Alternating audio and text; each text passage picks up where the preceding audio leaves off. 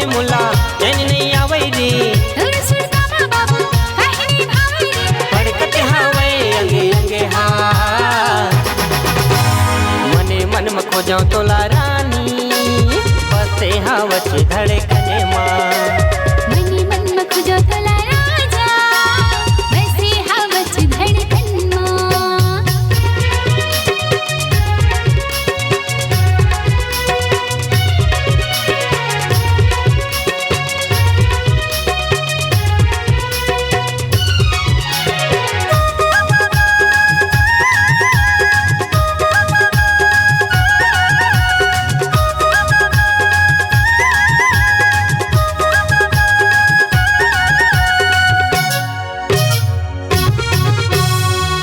हक नींद बैरी तय हचुराए रे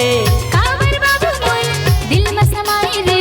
देख बिना तोला रह नहीं सकूंगो मन की बात कहूँ कह नहीं सका रे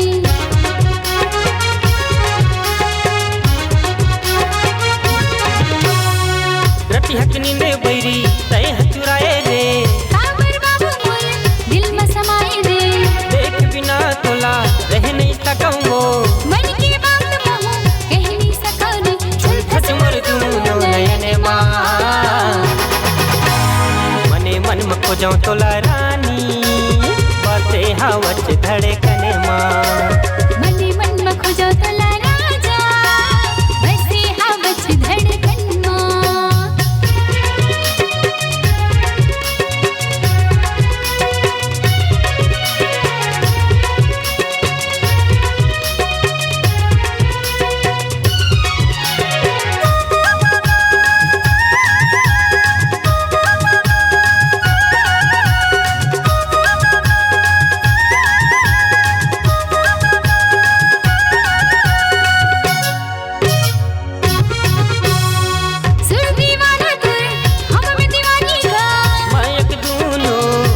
कहानी वो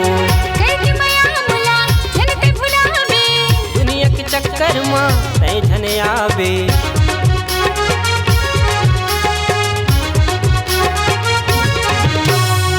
सुर दीवाना कर हम में दीवानी गा मायक दूनो लिखबो कहानी वो करके माया मुला झनते भुलावे दुनिया के चक्कर माँ तय झने आवे आले बोकिड़िया दूनो संगे माँ मने मन में खो जाऊं तोला राजा बसे हावच धड़कन माँ मने मन में खो जाऊं तोला रानी बसे हावच धड़कने माँ नींद नहीं आवे मुला चैन नहीं आवे रे बाबू काहे नहीं भावे रे